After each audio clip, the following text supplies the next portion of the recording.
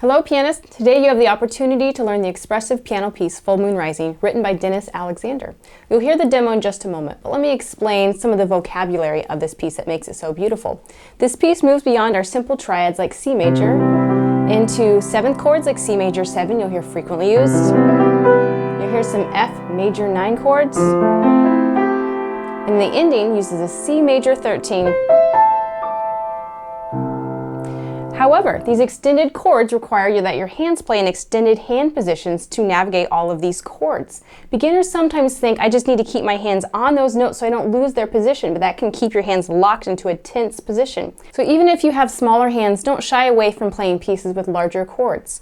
I know how to use my wrist and my arms to move me into these positions as I expand and then I contract, so I try to keep a natural hand position throughout this piece. So after the demonstration, I'll show you how to do those techniques, which you can then transfer to romantic pieces by Chopin, even some modern pieces by Debussy. One last thing, I'll show you how to do some voicing and some damper pedal to sustain those sounds while your hands move in and out of extended hand positions.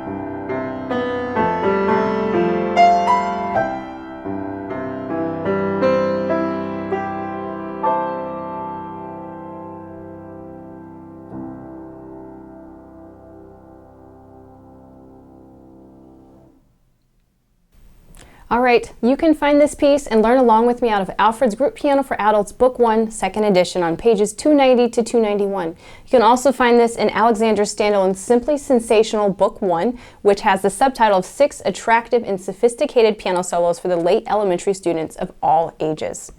I have the links to those books if you'd like to purchase them within the description of this video. So stay tuned, I'm going to guide you through very carefully step by step using my Bronson musical learning pyramid to teach you how to play these correct rhythms, the notes. We'll spend some time on that hand expansion. We'll do some analysis of those jazzy chords that I mentioned at the beginning. I'll also show you how to play with a voice and a shaped melody. The left hand's not just all subdued, but it's beautiful to support that right hand melody, which are all great techniques you can transfer to more advanced literature in time. Alright pianists, let's start within the rhythm category of our learning pyramid. The rhythm is actually quite simple, easy, time signature of 4/4. It does have some hands together coordination. Stay tuned, I'll show you how to tap that out, even to use some verbal language to help you align those hands together. A couple little tricky things. The right hand at a few times has to sustain the high note like major 12, while the alto layer moves into a half note. Also at major 19.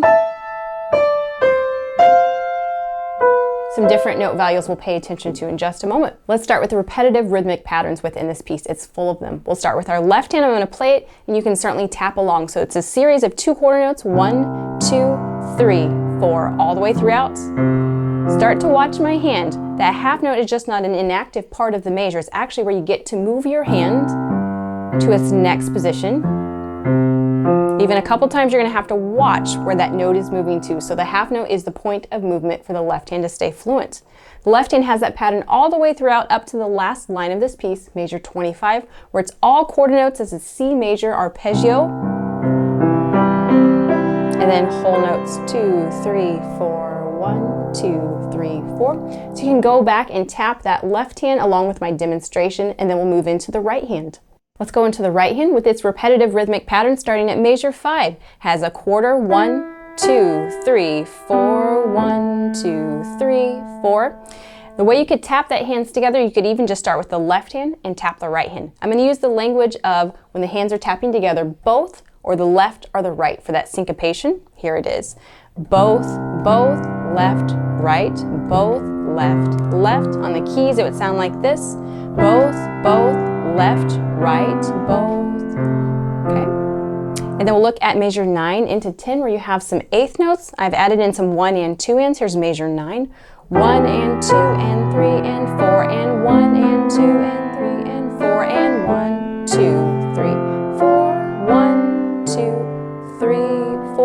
And I would go through, as I mentioned, isolate measure 12 to sustain that top 3 finger 2 while the thumb goes down to the B. Same thing would occur at measure 19. The whole notes are in the right hand and the top note, half notes in the bottom. 1, 2, 3, 4, 1, 2, 3, 4, 1. So it's great for that independence within the actual hand. Also within the tempo of this piece, we'll have some rubato, some push and pull. I'll demonstrate that more within the style and mood and dynamics later on. For performance tempo, it's marked moderato by Alexander, which is 108 to 120. A little expressive timing at the end. You can add a retardando as things slow down. 1, 2, 3, 4, 1, 2, 3, 4. But be sure to count out those final whole notes within that retardando. All right, let's move on to the note reading and fingering category of our learning pyramid. Within note reading and fingering, the most challenging aspect is those chords that are constantly changing every measure. It sounds like a simple piece, but as you look at the harmonic language, it's much more difficult than maybe it sounds at first. So we're going to start with our left hand patterns. It informs what the right hand will play in a moment. We start in a C number 2. Let's analyze the intervals, and then we're going to reduce this down into a blocked chord. It goes up a 5th, up a 4th. That's the pattern throughout almost the entire piece. Exceptions are wherever you have a G7. So you might want to grab your pencil like at measure 12. Sorry, missed one, back at measure 8 and into the next page. All those G7 spans a 7th rather than the octave. Okay, so we're going to block this out, but I am going to use a little bit of pedal. If you're not ready for pedal yet, I want you to block it and then relax your hand out. You can just come around that 2 fingers so you're not staying into a locked position. So here's the left hand. We'll use our lead sheet symbols to help us find our chords. We have a C major 7, goes up to a D minor 7 over F, and these 2 chords repeat for 3 and 4. Measure 5, C major 7, up to that F2, down a 3rd to D2, up a 4th to G2, down a 3rd E2, up a 4th A, down a 3rd F. Here's that G7, all new chords throughout that section, and then it repeats itself at measure 13. New chords would come in at measure 25 at the very end. Notice the clef change before you play this at measure 26. This is a C major arpeggio with that same 5th, 4th, and then it goes into arpeggio fingering 4, 2, 1, 4, 2, 1, C5, all the way down back to C2, like you started your piece. So that last line, you want to isolate that to make sure all of those notes are correct in their octave in the correct fingering as well. Now that you have the notes down of the left hand, let's talk about proper technique so you can play these with ease and expression. So I'm going to use some wrist circles as I go towards my body, but notice that my hand and wrist follow up and it tries to always go into a natural hand shape. That way I don't have any tension in my hand. If I play like this over and over, I can feel that tension already in my wrists, especially with smaller hands. So use the long note in the wrist to follow up. Here, when you have to go down, you'll probably have to watch to find that C. Here I can feel that 5th. I watch and find it. Let your fingers move up. Natural hand shape. Feel that 5th. So you have 2 measures where you can feel the interval, and then the 3rd measure after that, you're going to have to watch when it jumps back down. But notice that there's a sequential pattern. If I look at measure 5, for the low note, I have a C. Every 2 measures, it steps up by 1 second. D. Here's the E at measure 9. Here's the F at 11. Up to G. Completes like a C5 finger scale, and then it starts the pattern back over on C. You could even isolate every other measure. Here's 5, here's 7 to D, 9 is E, 11 is F, up to G. So you know where to go back to based on where you're at in that scale, C through G. All right, pianists, let's move into learning the right hand. It's much more simple than the left hand, actually. So we're going to start with those 4ths in the right hand between 5 and 2. This is the B below middle, C a B3, and the E above it. Just goes down by a step. So remember how much I'd said you will have to watch those left hands that jumps down? That means you have to trust the right hand. You can't split your attention or it will make it unfluent throughout. So we're just going to trust these 4ths as they move.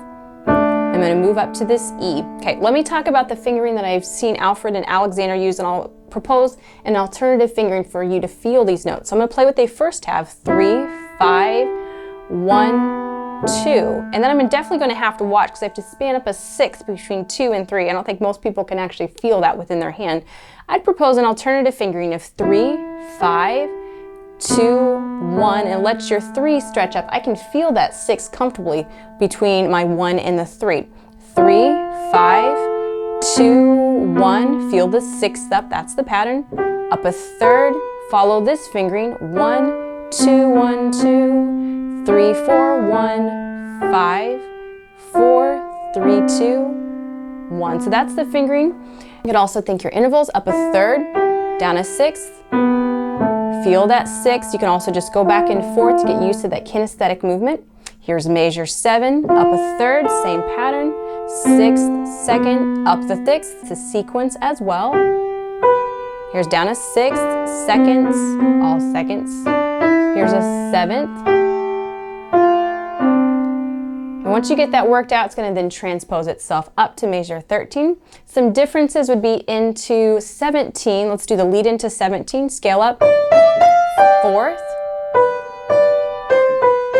Feel that up there to that 4th. Another 4th.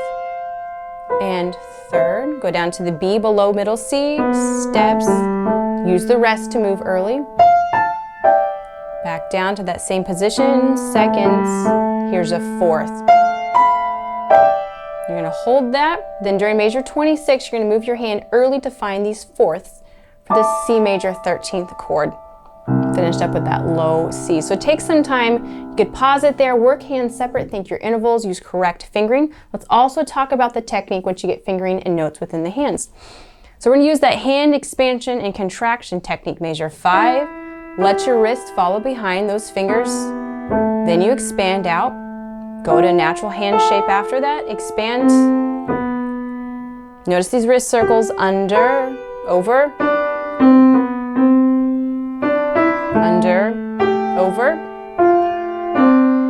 Let me remind you, why do we use proper technique, especially these wrist circles? It uses the muscles from the arm, which helps you bring out great expression. If you just play with the fingers, it's going to be a very shallow, hindered sound. We won't be able to do those phrase goals I'll talk about in a moment with those dynamics. So get the techniques very comfortable before you put it slowly together. Trust that right hand because the left hand has to look there. Trust the left hand, trust the right hand, left hand look. So it's a process of kind of going back and forth where you have to feel the moves, where you have to look in the left hand. Next, pianists, let's move into the articulation category of our musical learning pyramid. We've already actually stumbled upon that with the use of wrist circles. We were abiding by the slurs that our composer gives us. I would suggest you actually do some no pedal work to make sure that the fingers are actually playing legato. So the right hand could work on keeping that finger down till the next one plays. The slur lift, you could lift there. You're going to feel that note, but then you can lift at the end. Here's a lift. Hold the 3 to legato to the thumb, and then you get a lift for that slur that ends. Sometimes beginners think that I can just use the pedal and it's just going to cover anything that I would lift, but you can actually hear when your fingers are lifting. So good fingering is legato plus the pedal create that beautiful sound, not just the pedal to cover the slur. All right, now that you have good fingerings to keep it connected, we can then add the pedal. As Clementi would say, it adds a lot of resonance, like the strings are vibrating together. So we're going to use the pedal. It lifts on every downbeat. Let me point out, if you're working out of the Alfred's book, measures 12 through 14 has the pedal missing, but keep up the same kind of pedal. I think that was just maybe a printer accident. And then another exception would be measure 25 to the end. It's just one pedal change at 25, and then it sustains. Okay, so we can watch my foot. I'm going to start at measure 5. I'll have it down to start. On the downbeat, it lifts 1, 2, 3, 4. 1, 2, 3, 4. 1, 2, 3, 4. 1, 2, 3, 4. 1 and 2, 3, so on. So get that regular pedal lifting on every beat one, and that's pretty standard if you would play like a Chopin nocturne or a waltz. It's pretty much on the downbeat, so a great piece to transfer your pedal skills. All right, pianists, let's move into the dynamics categories where it becomes very beautiful. I'm going to give you a demonstration where both hands are equal, followed up by that voicing demonstration, so you can see what you like best. Here's measure 5, equal hands, no voicing.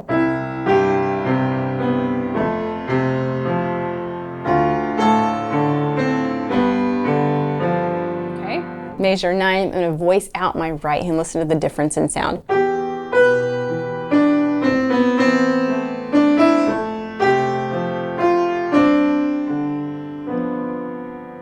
Think about what you would want to hear in an ensemble. You want to hear that melody singing out. So the way you can do that, if you've watched my other videos, silent play, where the left hand just taps on top of the keys, measure 5. You can even use your pedal with that just to practice that movement. Get that comfortable, then have the right hand play while the left hand continues silent play, measure 5.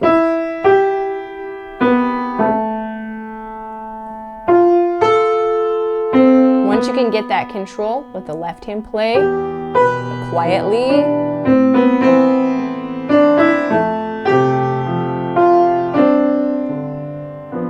And that still doesn't quite sound like my demonstration. Let me explain what I was doing. The left hand's just not all super quiet all the way through. It's a supporting role. I think this is maybe like the cello in the orchestra. It's going to rise and fall with my right hand dynamics. So let's get into those phrase goals. Reminder, those arrows are a point of the richest note in a phrase. So we crescendo to it and we decrescendo. Music's always going somewhere and coming away. Even in the intro, I have this paced out. The higher notes, a little richer, less, maybe even more in the third bar. Sneak in, go to your goal, taper it. Now I'm growing more, louder with the sequence, here it is.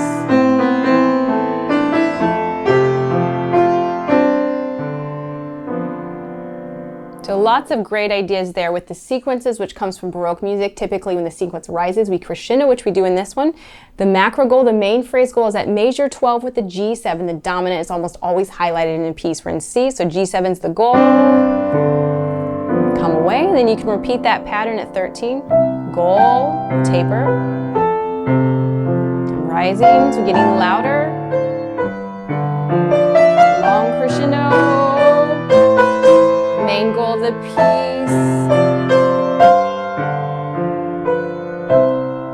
Less. More. Crescendo.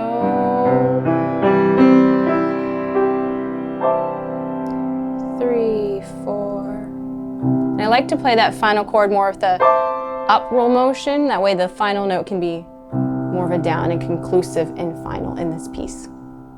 Pianists, we've worked up to the style and mood category of our Bronson musical learning pyramid. So you've already heard so many of these things. I'll just explain a little bit more about the style and mood. This is kind of a modern romantic piece. We've used the pedal, lots of beautiful slurs, voiced right hand. But you also heard maybe another element of rubato. Rubato is the Italian word which means literally robbed. So you give and take away from that tempo. Some guiding principles with rubato is you still feel your pulse. So I know where I need to come back to. It's like vibrato. I know where that sense of the pitch is, but I kind of fluctuate around it. Just to explain the vocabulary, push means go a little bit faster, pull back means a little bit slower. So an idea is to push a little bit to those main goals. Let it take its time away. Push a little bit. Balance it out.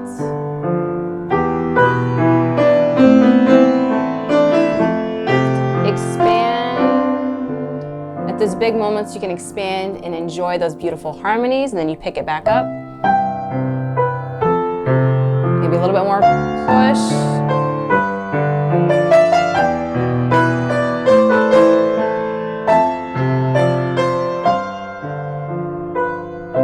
And then the coda, you can take your time.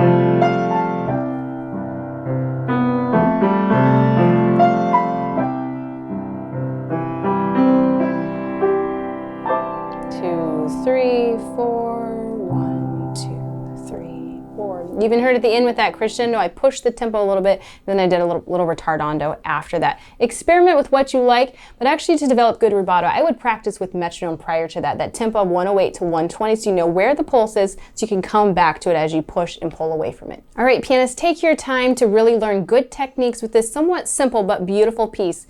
Use this one to explore your vocabulary of harmonies, and you can transfer those extended hand techniques and rubato to Chopin and Debussy in time. Enjoy watching your piano skills grow.